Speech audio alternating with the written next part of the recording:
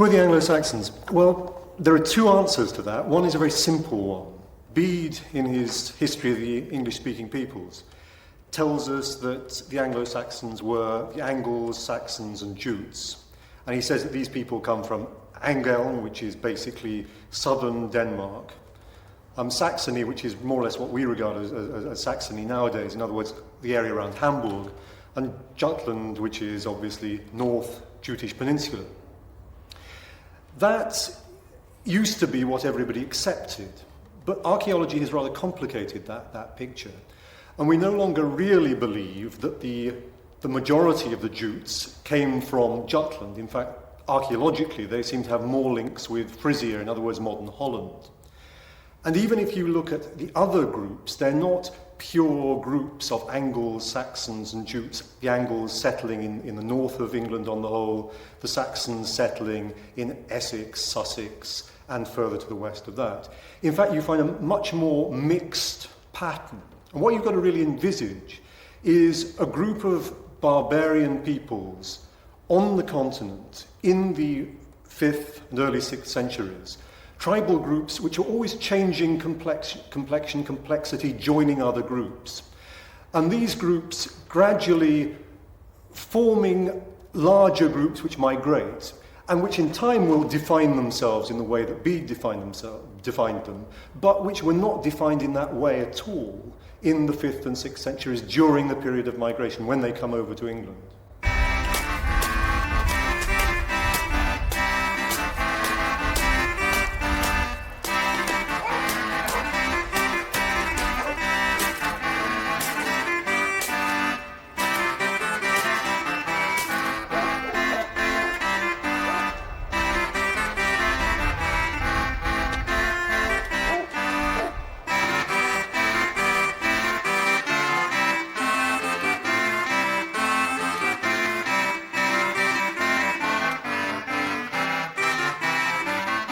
Welcome to Holgate Village.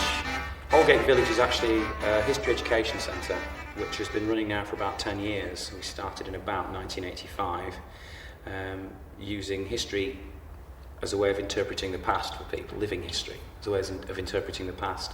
We've only been on the present site here at the Farming Museum for about 3 years, and that's been long enough time to build a village and establish some crops and get some livestock, but the plan for the next few years is to extend the site and actually make it bigger and better, research more accurate ways of building the buildings and getting better livestock and better crops.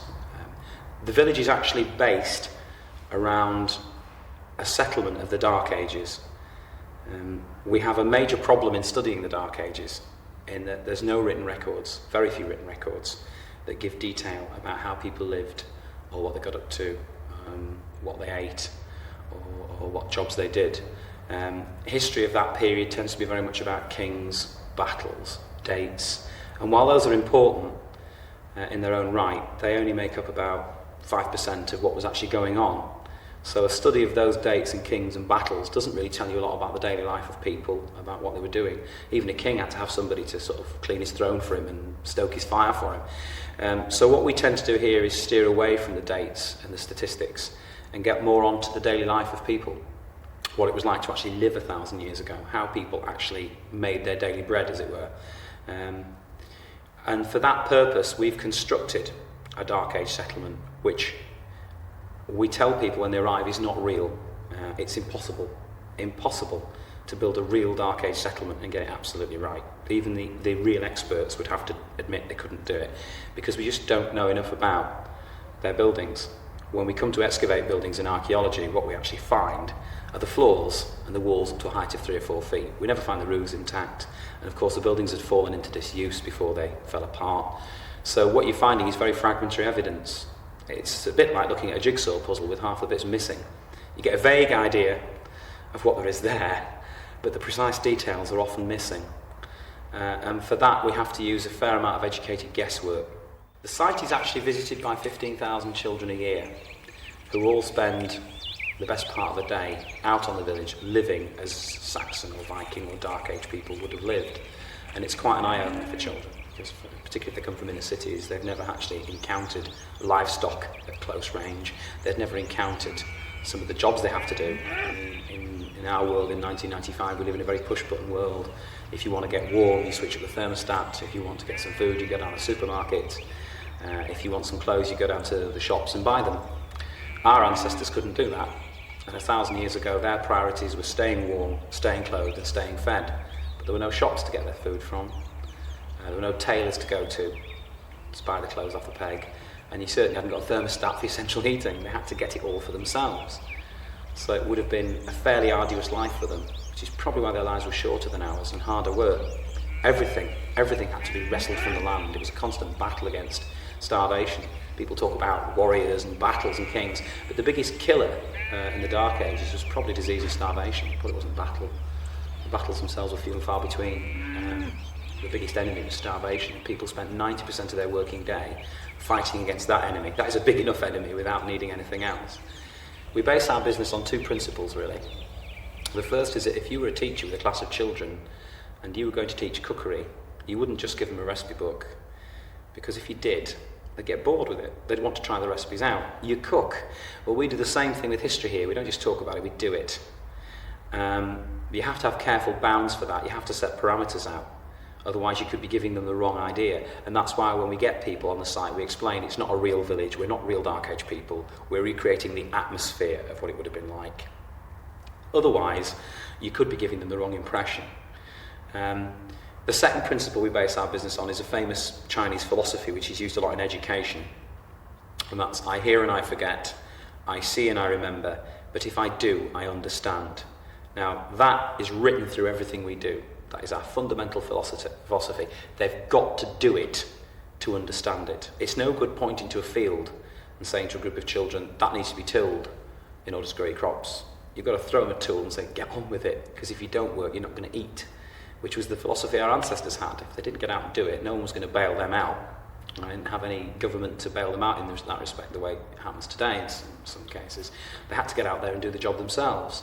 95% of the population 1,000 years ago were getting their living from the land. Essentially, they were farming. They might have been part-time traders, they might have been part-time blacksmiths or carpenters, but even kings owned farms. And even a king, if he didn't get his hands dirty farming, would still take an interest in his fields and his crops and the way his land was being used, because it was the only way of getting food. So at the end of their working day here, they've had a day working on the village, living as people would live. They've had a banquet meal here, which we've arranged for them, the sort of food people might have eaten then. Obviously children won't eat all the things that they've had, but we give them a meal that's fairly accurately researched. And at the end of the day, they take home with them some flour ground from grain that's been grown on the village. They take home a sample of grain from the fields. They take home this flour they've ground, and they take home a little bread bun they've baked from the flour. They take home a bundle of twigs that they've collected in the fields. These aren't any normal twigs. These are twigs the children have collected themselves in the fields. And they also take home textile samples that they've worked on: carded wool, spun wool, woven wool. So what they actually take home with them, in only small samples, but it's enough, they take home their achievement for the day. They take home things for staying warm, staying clothed, and staying fed. And in all the cases, the things they take home are things they've made for themselves. They've not just seen it happen, they've done it for themselves. So it's I hear and I forget, I see and I remember, but when I do, I understand. Discover the past with exclusive history documentaries from History Hit and uncover the secrets of some of the most famous people and events in history. History Hit gives you access to a growing range of documentaries presented by and featuring historians at the forefront of research and debate. Whether you are looking to find out more about charismatic leaders like Cleopatra or to discover the story behind the Industrial Revolution, History Hit will have something for you. We also aim to bring you the stories and legends that shaped our world through our award-winning podcast network. Sign up now for a free trial, and Absolute History fans get 50% off their first 3 months. Just be sure to use the code AbsoluteHistory at checkout.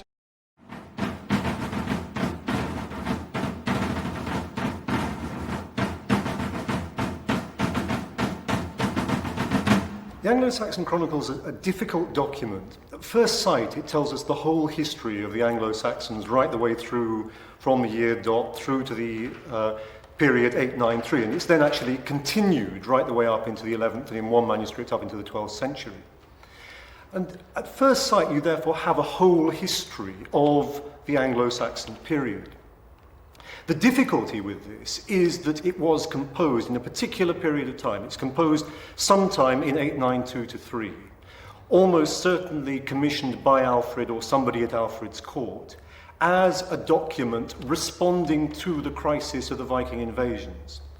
And what you have, therefore, is a history drawn together for a very particular reason, a propagandist reason, to unite the people of Wessex, of Alfred's kingdom, in a particularly crisis period. In that period, it's not terribly surprising that everything is slanted to Alfred's point of view. And you actually have, therefore, a history of Wessex, yes, very definitely, but a history of Wessex which is made up of stories which may well have been put in the wrong years or which may have been invented altogether. There are certain points you can see in the early part of it where you're dealing with pure invention. For instance, the figure called Port, who lands and founds Portsmouth, is quite clearly simply a way of explaining the name Portsmouth.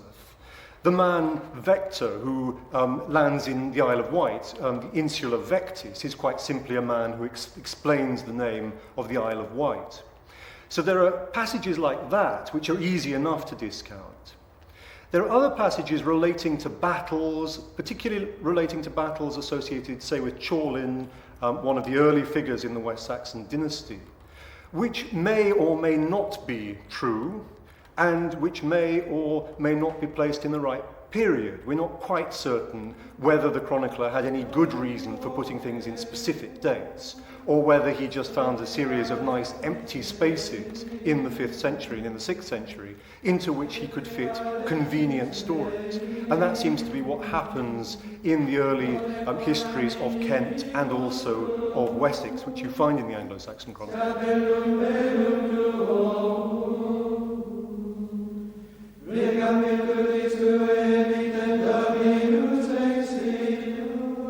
Well, there would have been an enormous variation in the types of settlement people lived in those days, depending on where you lived and what sort of settlement it was, the size of the settlement. They did vary enormously.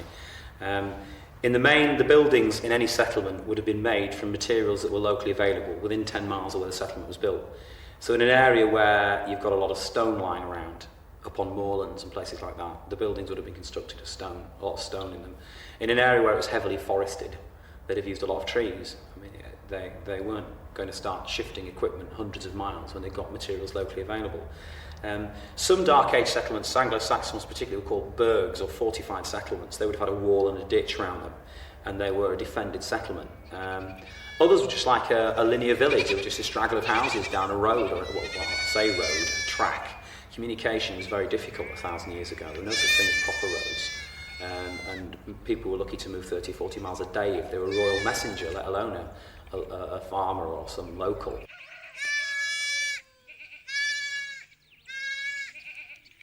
One thing you would have found on entering an Anglo-Saxon village, whether it was a straggle of village houses down a main street or a large settlement with a fortified wall around it, one thing a modern person would be surprised at is just how much of the actual building space was given over to storage of equipment.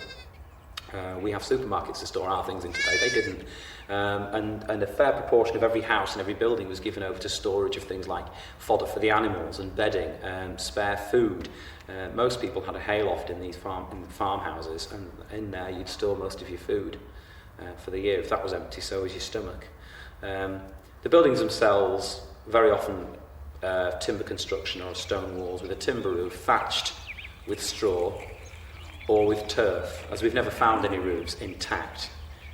We don't know exactly how they did work the roofs, how they built them, but it appears that many of them were turfed or thatched. So the villages themselves, that have been single family dwellings, there might have been some villages actually we think now had a large hall which was like a central dwelling place, and then around it scattered were small workshops and private sort of sleeping areas for people so they could go off and be on their own, or little family units. But it varied enormously. In some places it was one family, one house. In other places it was communal living in a hall with little sleeping quarters off. But they did vary enormously.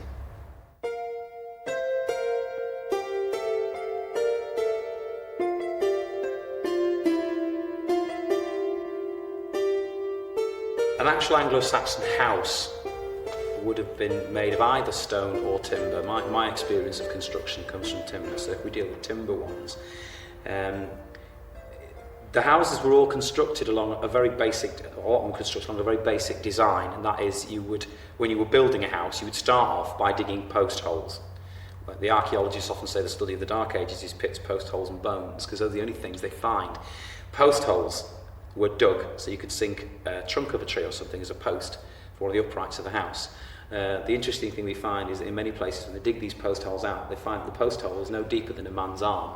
They obviously weren't making life difficult for themselves. They weren't going to dig anything deeper than they could scoop out. You'd then put a stone in the bottom of it to act as a foundation. And then in would go your timber beam as an upright. And then fill the earth in with cobbles and rubble. Pack cobble, earth and rubble around, hammer it all in to hold the post upright. A series of uprights, and then you'd put a cross rail around the top, a wooden cross rail around the top. So you've almost like a wood henge. From that, you then had to fit the sloping beams of the roof, we assume, because they'd never found a roof intact, although it's a fairly safe assumption they were V-shaped roofs. The roofs themselves would then have lats running across them, which were probably made of something like hazel or willow, something good and springy, solid that you could walk up. And onto that you would then attach your thatch. The walls themselves were infilled either with cut planks, which would have been an expensive way of doing it, because somebody had to cut those by hand, or they would have used wattle. Around every village there would have been an area of woodland that was deliberately managed as what we call coppice. They would cut trees down to a very low level, trees particularly like hazel or willow trees, and let new shoots spring out. And every so many years they'd cut these shoots off, and they made thin springy branches, very straight. And it's from those that people even today make wattle hurdles or panels. They would wattle the walls of the houses, in some cases, planks in some cases, in other cases wattling. And then onto that wattle you smear a gooey mess of mud and straw. You can use animal dung. Animal dung has a lot of little creepy crawlies living in it which help to create air pockets in the mud, because the main job of daub, of mud and straw, is it's like a giant mud aero bar. It's like a giant mud honeycomb. You put it on the walls up to a foot thick or more eventually. Apply a layer every so often. What you get is a very thick mud honeycomb, and the air acts like cavity wall insulation. It keeps heat in the winter, and it keeps the house cool in the summer. But that needs to be protected. They used to put a lime wash on the daub, which hardened it almost like cement.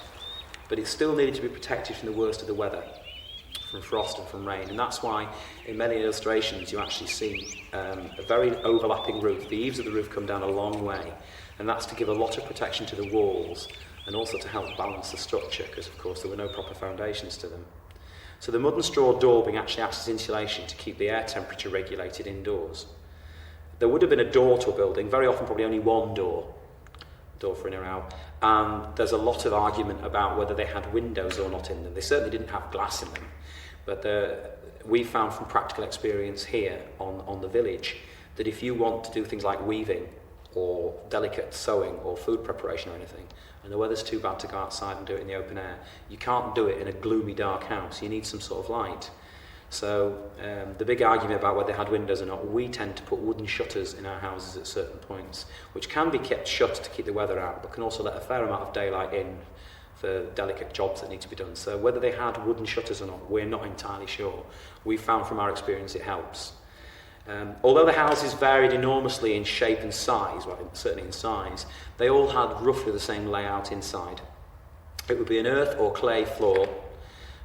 Some parts of the year they may have put rushes or straw on to act as an insulation because the earth would get damp. But in the main it was packed hard clay floor. And in the centre of the house there would have been a fire pit, a long fire pit. The fires our ancestors burned were remarkably sophisticated things. Many people today think you just light a fire and that's it. You don't. A fire is a very controllable thing. And if you're going to have a fire inside a house, you've got to try and have a fire that produces minimum smoke with maximum heat, and also you want a lot of light off it.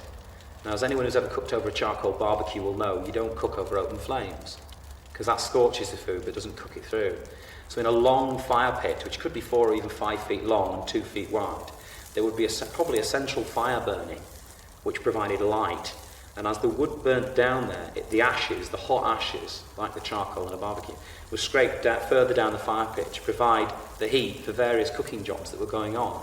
Most Anglo-Saxon houses were probably a combined kitchen, storeroom, dining room, living room, bedroom, stable, workshop, mill and barn, all rolled into one. The only thing they probably didn't have in them was a toilet pit, because until the invention of the flushing toilet, nobody wanted a toilet pit inside the house. But they were basically doing a lot of the jobs that houses do today.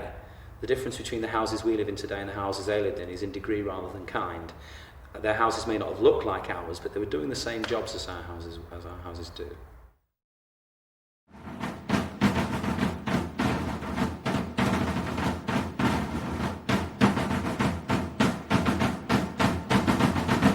There were laws in Anglo-Saxon society. There must have been some before the first written codes that we've got. There must have been lawmen who knew traditional law and who enforced it in some way or other. But the earliest code we've got is a code of Athelbert of Kent, and that is almost certainly written down as a result of the missionaries coming to England, bringing literacy with them. The Code of Athelbert begins with a long section on the church, and clearly these missionaries have actually managed to get their oar in fairly firmly to defend the privileges of the church.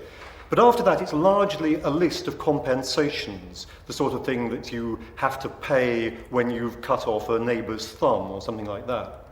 That kind of law continues with a second code which comes from Kent later on in the 7th century, and then with a code also in the 7th century from Wessex.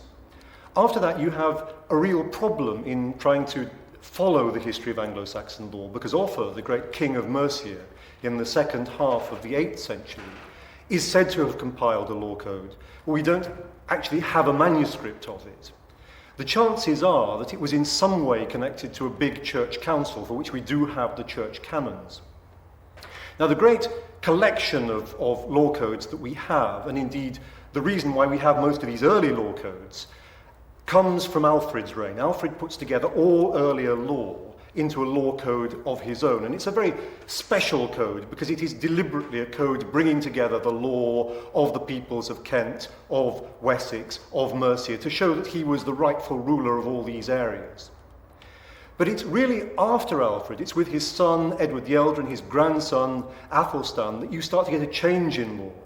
You then find that kings start issuing something which look much more like edicts. They're actually codes issued in specific years dealing with very specific issues.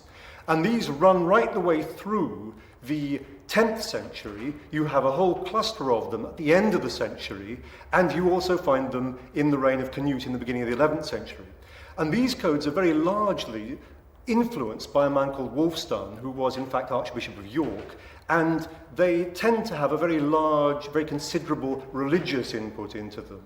And really it's with Wulfstan's work that the history of Anglo-Saxon law comes to an end.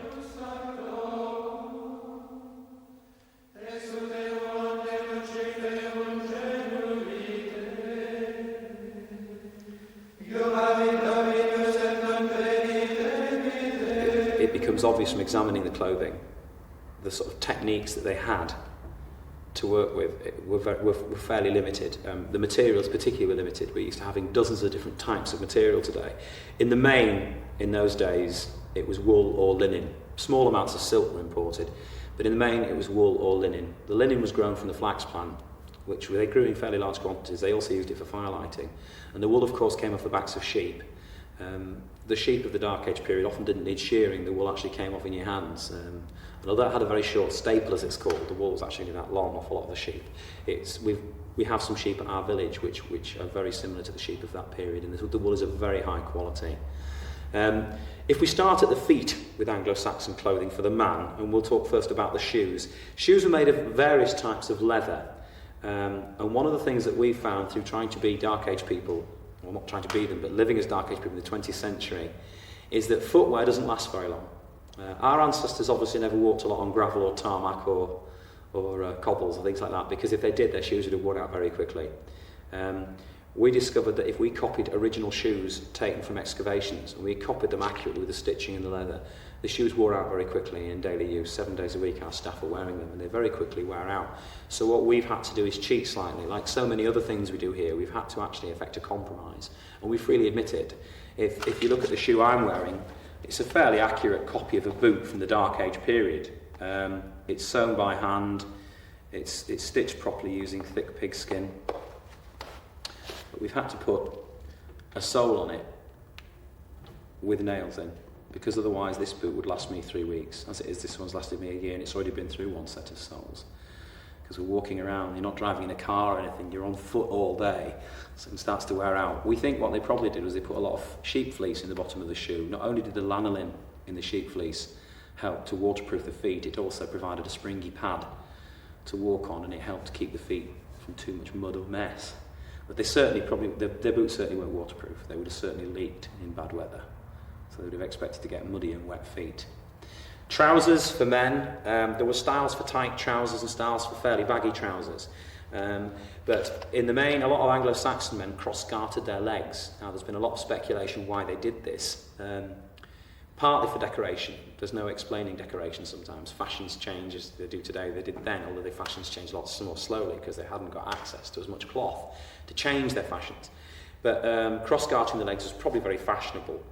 It also helps to stay warm in the winter because it cuts down drafts up the trouser leg and keeps the wool next to the skin. But it's also very functional if you're working out in the fields or you're working around bramble hedges or something, you catch your clothing. And by cross-gartering, we found in living on our village today as we do, cross-gartering makes your legs a lot more comfortable.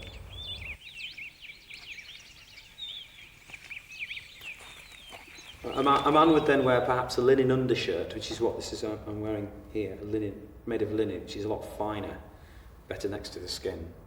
And then for really cold weather, you'd wear a heavier overshirt, which could go down as far as the knee. But the length of shirts and tunics did vary. Sometimes they had braid around the edge, sometimes they were just left plain. It obviously depended on what you were going to be doing. Fairly rich people would have several sets of clothing. Most of the sort of normal people would probably be looking to own one set, full set. A belt around the waist, probably with a metal buckle, could even be of antler or bone. The one I'm wearing is made of deer antler, and so is a strap end. It's made of deer antler. And then a cloak. There were various ways of wearing a cloak. I'm wearing mine on the shoulder with a brooch called a penannular. Penannulars have a break in them, whereas an annular brooch was a full ring. Both types were worn, although the Saxons tended to favour annular brooches.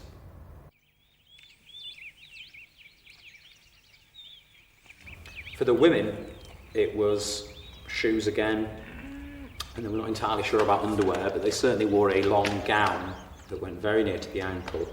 And then for Anglo-Saxon women, there was a choice of either a tube dress, which is just like a tube of material with straps over it, or developed from that the wraparound apron, which is an apron that goes 3/4 of the way around the body, but is left open at one side. Very often the dresses had a drawstring around the neck, and this is so women could actually open the drawstring to feed young children. They could put them under the apron to feed them, because they weren't bottle feeding them in those days very much. It was almost certainly natural feeding. The women would wear some jewellery. Both men and women liked jewellery. It wasn't just worn to look nice, it was a way of displaying wealth. Women tended to wear a device called a wimple, or a garment called a wimple, which covers the head and the back of the neck and just leaves the face exposed. Now, there is an argument that a lot of this was to do with the early development of Christianity and that women weren't supposed to show their hair. But a more practical reason we've found for Dark Age women is that they're working over open fires, and a lot of them had long hair. And if you bend over an open fire with long hair, you're going to lose it. So they wore a wimple to protect their hair. For the same reason, the apron was probably there to protect them from the ash and the dust and the dirt and the heat when they were working around the fire all day. You could even, the women who work on our village find that they often use their apron to grab a panhandle or something because it might be hot or dirty. So the apron gets dirty and not your clothing underneath.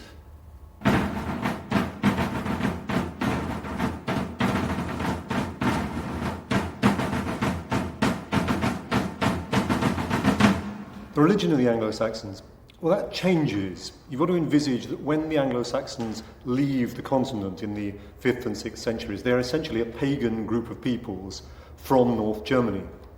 And as far as we know, they worshipped Thor, Woden, perhaps Saxonot, who seems to have been the god of the Saxons. We know very little about their religion. Obviously, the Christians who wrote down accounts of the early Saxon period didn't actually want to record what was to be recorded about paganism. And Therefore, we're basically left to use what we can from things like place names. We find occasionally the name Woden or Thor in place names. Sometimes archaeology helps us, though surprisingly less than one might have expected. As yet, no pagan temple has been discovered, and it may be that there wasn't much in the way of temple building for the Anglo-Saxons, though they may have used some Roman buildings, leftover Roman buildings for cultic purposes. We know a little bit more about their burial rites, which must include some sort of religious practices. We know that the Angles tended to cremate people, and this obviously tells us something about religious practices. But on the whole, our evidence is very, very slight. There's only one major story in Bede relating to paganism, and that is when Edwin is converted, and the high priest Coifi borrows a spear from the king which he should not have carried. He mounts a stallion which he should not have ridden, and rides up to the temple at Goodmanham and throws his spear into it, desecrating it. And that's one of the two stories in Bede. There's one other about King Redwald, who supposedly had an altar in a temple to Thor as well as one to Christ. But that may even have been a Christian building which was actually paganized rather than a pagan temple which was Christianized. We're much better off once we come to the religion of the Saxons after they convert to Christianity. In other words, after the Roman mission arrives in 597 in Kent, and after the mission from Iona comes to Northumbria in the years after 634. What you have then is a very considerable Christian tradition based on bishops, yes, also very significant monasteries, parishes only gradually beginning to evolve.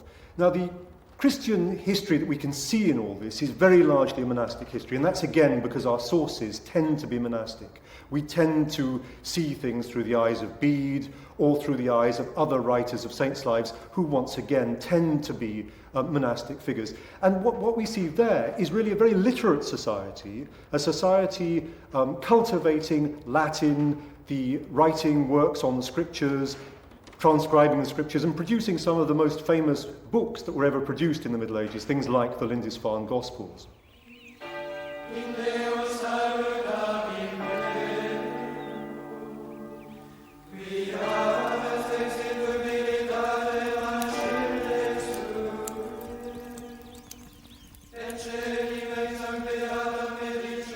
The food that they ate in those days would have varied depending on where you lived. If you lived near in a coastal region, there'd have been a lot of seafood because the fish was readily available. If you lived near a river, as most settlements were based near rivers, there would have been a lot of freshwater fish. You would even use a lot of shellfish. There's evidence in archaeological digs of oysters and mussels and quite a lot of other types of shellfish being eaten, even inland. But in the main, it was farm produce. It was what you could grow around you or get wild from the woods that you would eat. The diet was seasonal.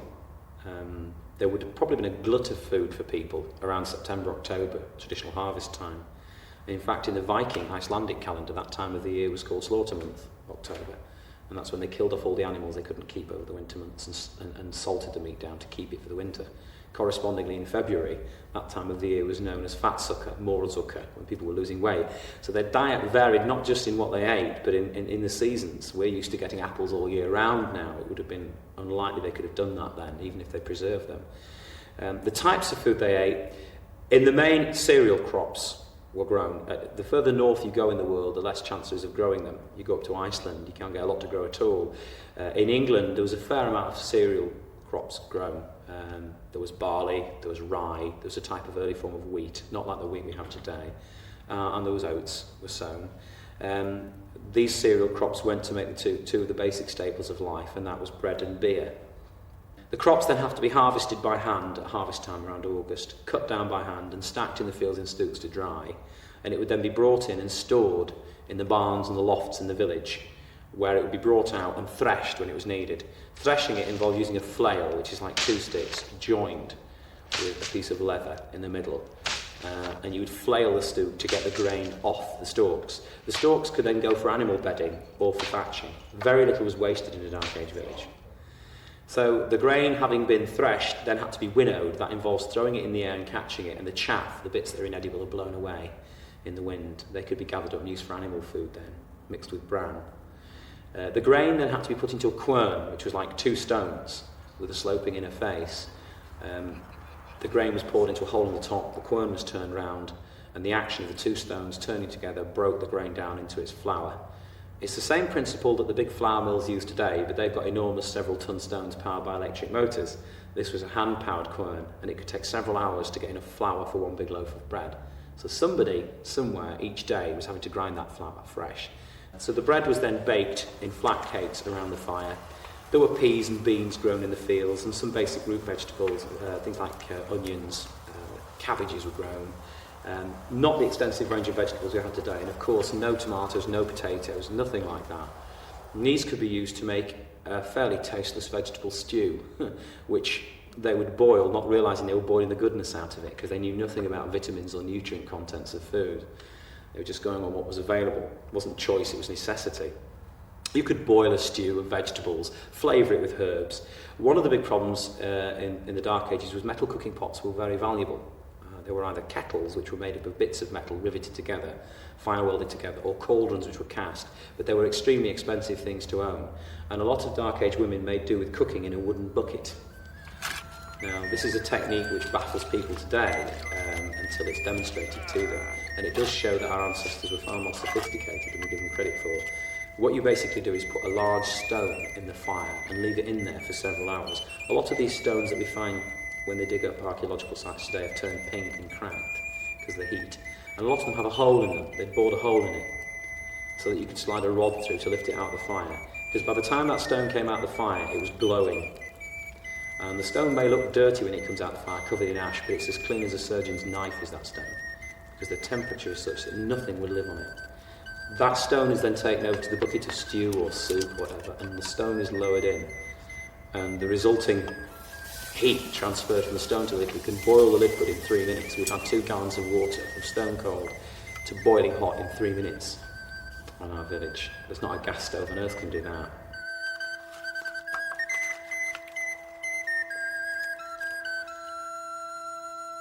They drank an awful lot of beer in those days, and people today seem to think it was just life was one long round of drunkenness. It's unlikely that's how it was, or they'd have never got any work done, and they'd have all had hangovers, which their phrase for it was to have carpenters in your head. That was the phrase for a hangover in the Dark Ages. The beer was probably brewed so it was fairly weak, and it didn't have a lot of strength to it. Apart from the fact that it tasted nice, and apart from the fact that it did, if it was strong, have a fairly nice effect at an evening event or something, was that the beer was sterile. It was one of the few sterile drinks they could get. The water from a well, particularly if the toilet pits were nearby, wouldn't be very savoury. And although they knew very little about bacteria and germs, they did know that drinking water from wells and drinking water from streams could actually make you ill. Drinking beer is the one drink you can drink that you know will not make you too ill, because it's been brewed and the alcohol's killed the germs in it. Whilst they didn't know the technical reasons behind that, they knew that's what would happen. Honey was put in the beer to make it stronger for special occasions, and then you're getting a drink very similar to mead, which is a very strong fortified sort of drink made with honey that ferments, because the natural sugar in the honey ferments and makes the alcohol stronger. In fact, at an Anglo-Saxon wedding ceremony, they drank a lot of beer with honey in it. They drank beer with honey in it for about a month after the wedding, an agreed period of time. Both families met in each house, as the marriage was often arranged. They had to get to know each other after the wedding. So they met in the same house and drank beer with honey in it every night together. And they drank it in honour of the moon, because the moon was a symbol of women. It was a symbol of fertility, of babies. It was a symbol for women. So they drank beer with honey in it for a month, a moon's month. That's why the period after an Anglo-Saxon wedding was called the honeymoon.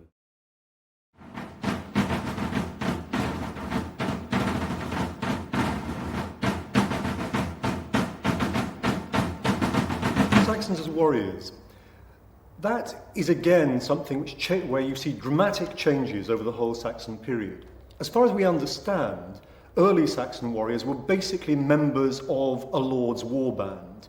They probably signed up with somebody who had a boat to cross the channel, and basically they follow him in order to get booty and also to perhaps settle on land as a result of their campaigns.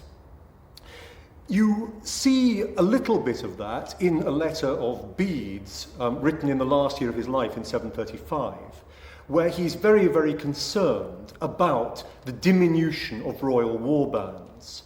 And he's very concerned that kings have given away too much land to the church. They can't actually reward their followers and therefore have a large enough army to defend the kingdom.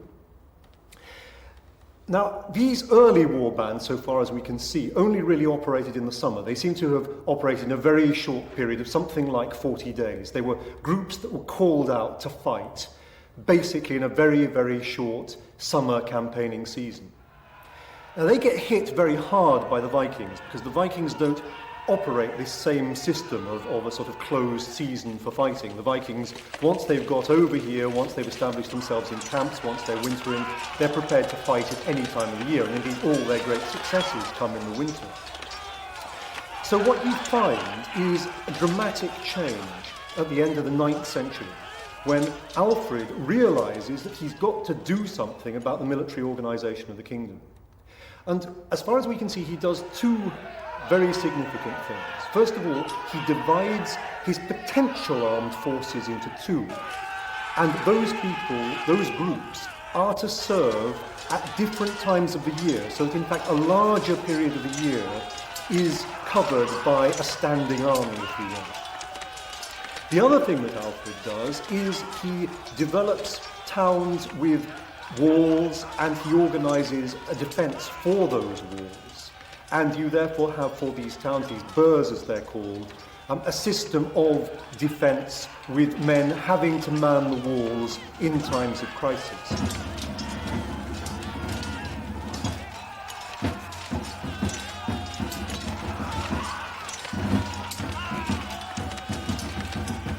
Although there were trading centres where you could buy and sell goods, in a lot of rural communities, which is how most people lived, you had to be fairly self-sufficient. It'd be long months before a trader came through, or you got the chance to go to a local market.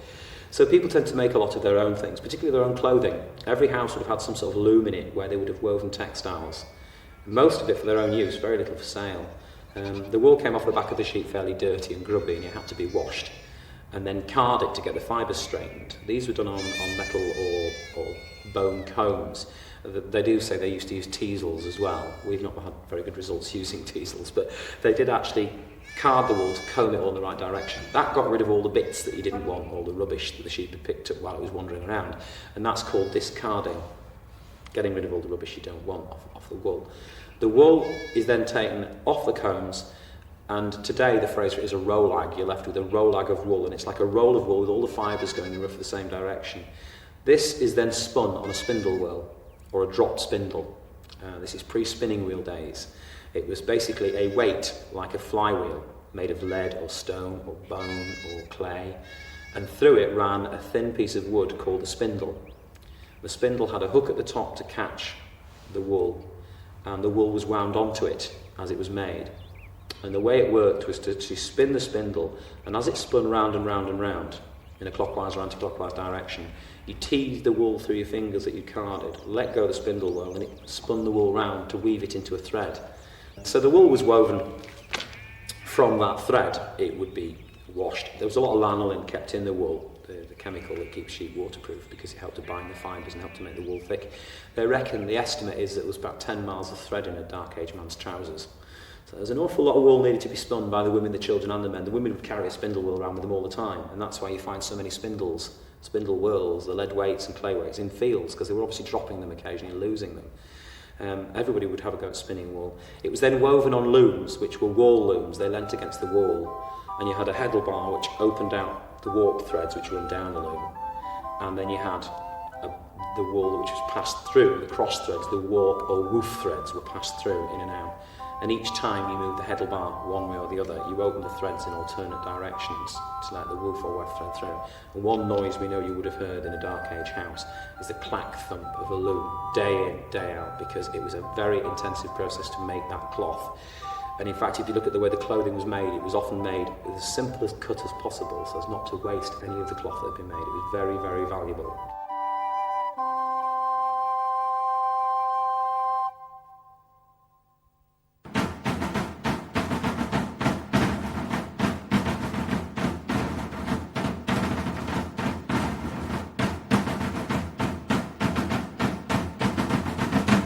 The reign of Alfred is a very difficult one to deal with in Anglo-Saxon history, partly because it's so rich, and it's not just rich because an enormous amount happens in it. It's also rich because it's very, very well documented, and it's very well documented because Alfred ensured that it was well documented. So you've got a propagandist perspective on this.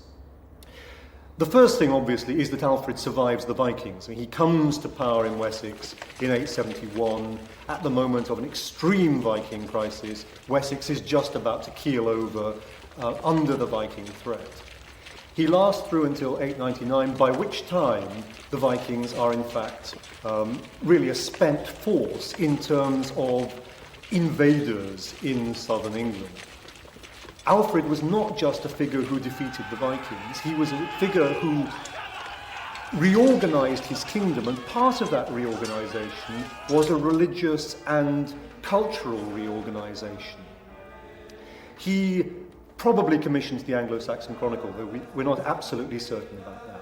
And one of the great works that he has translated is the Pastoral Care of Gregory the Great, and he has it sent around to all his bishops, informing them of their duties and how they must carry out the pastoral care of their flocks. And obviously one of the things underlying this is organising the kingdom on a good Christian basis. And what Alfred had in mind was that if the kingdom was set on a good Christian basis, God would reward him for his reorganising the kingdom in this way, and God would therefore spare his kingdom the threat of the Vikings. And indeed, in one sense, that is what happened.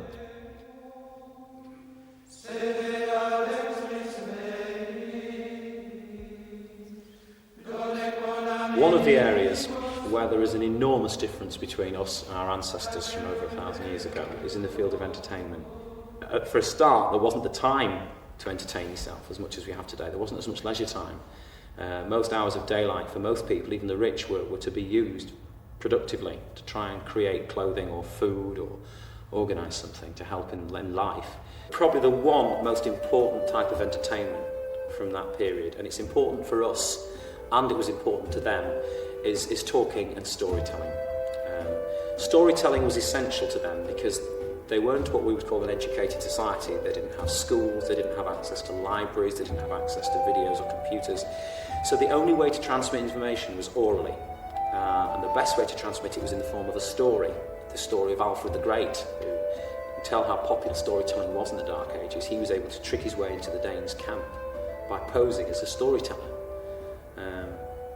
The impression you get there is that the Vikings who were encamped didn't actually care who Alfred was or what nationality he was. He was posing as a storyteller, and therefore they willingly invited him into their camp because they were bored and wanted entertaining.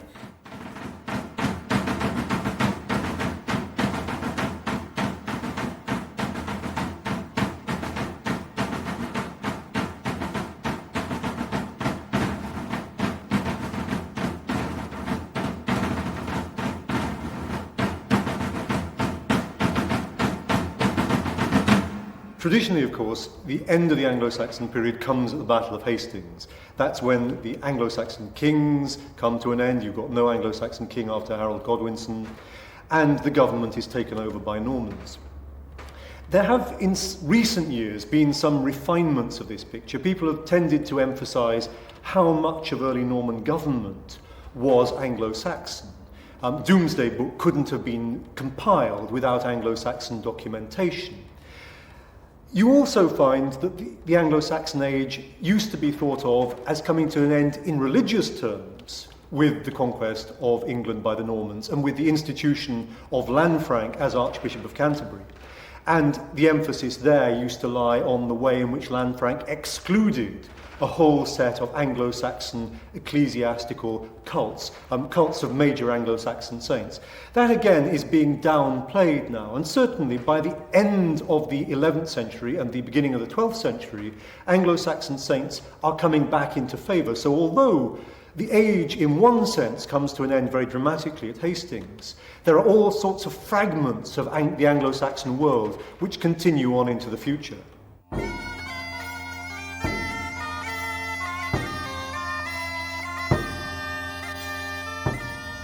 Perhaps one of the most important things that children and the public learn from coming and looking around outside, because the general public can wander around it as well and meet the people and talk to them. We don't pretend to be real Dark Age people, but they can learn a lot from seeing what people are doing. And perhaps the most important impression that people go away with is that our ancestors weren't the unsophisticated bunch of idiots people have often portrayed them as. They were actually very clever people. They were a society capable of withstanding amazing adversity and surviving it. They lived without the modern technology that we have. And when we look back now with our hindsight, look at the world we live in and how comfortable it is today and how push-button our world is, the technology we have at our fingertips, we look back at their life and it's amazing. It's amazing that people survived. It's amazing that people could actually live in those conditions and circumstances, but they did. Human beings have a natural habit of adapting to their lifestyle, to their circumstances they find themselves in. And the evidence we have is that life wasn't considered grim by them. It may appear to be grim from where we stand. A lot of people go around our village and come off saying, I don't know how people could live there, I don't know how they could have survived, or I couldn't do without my hot water bottle, or I couldn't do without my flask of coffee. They survived, they hadn't got the benefit of hindsight, and therefore they survived. And all evidence is that in the main they lived lives that were fairly happy, shorter than ours, and often ended more violently than ours, but within that life framework they were happy. They had a sense of law and order, a strong sense of loyalty to the family and community, and certainly a far greater understanding of their environment than we have. They didn't deforest large areas purely for profit. And there's ample evidence that if one person was starving in an Anglo-Saxon community, it's probably because everybody was starving. Everybody would work together. They would have to. They were bonded together by the necessity of staying alive.